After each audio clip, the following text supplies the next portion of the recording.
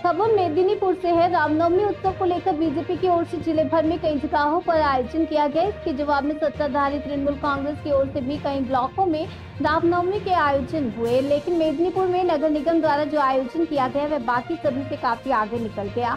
रामसीता मंदिर में पूजा के साथ कंसावती नदी के घाट पर बनारस से आए पुजारियों द्वारा गंगा आरती का आयोजन किया गया।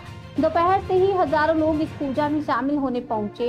एक तरह से विपक्ष को मात देने में सत्ताधारी दल यहां काफी हद तक सफल रहा। हर बार की तरह इस बार भी रामनवमी उत्सव समिति, हिंदू युवा वाहिनी और बीजेपी की ओर से जिले के विभिन्न ब्लॉकों में बाइक रैलियों का आयोजन किया गया। हालांकि इसके अलावा कोई विशेष आयोजन देखने को नहीं मिला। आज के शुभ रामनवमी সেই উপলক্ষে আজকে আমাদের রাম সীতা হনুমানজির যে মন্দির আছে গান্ধী ঘাটে, সেই গান্ধী ঘাটে আমরা আমাদের পৌরসভা থেকে আমাদের উদ্বোধন হলো।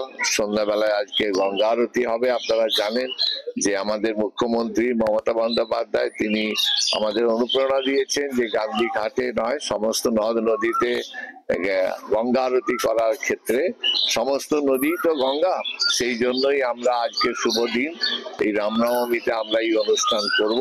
হাজার হাজার মানুষ সবাই উপস্থিত থাকবেন এবং এটাই আমাদের সম্প্রীতির শহর। আমরা একসঙ্গে ঈদ করেছি, একসঙ্গে মহরম করেছি, একসঙ্গে রথযাত্রা করেছি, একসঙ্গে দুর্গা উৎসব করেছি, একসঙ্গে বড়দিন করি এবং সব ধর্মের মিলন ক্ষেত্র হচ্ছে মেদিনীপুর। সবাইকে নিয়ে আমাদের চলা, এটাই আমাদের মুখ্যমন্ত্রী শিখিয়েছেন, সেই কাজটাই আমরা শুরু করেছি। এবং মেদিনীপুর স্বাধীনতা আন্দোলনের শহর, এখানে বহু আত্মত্যাগ আত্মবলিদানের মধ্য দিয়ে যে শহর আমাদের, এখানে প্রতিটি পাড়ায় মন্দির আছে, মসজিদ আছে, গির্জা আছে, সবাই মিলে একসাথে আমরা সব ধর্মের সব সম্প্রদায়ের উৎসবগুলো করি।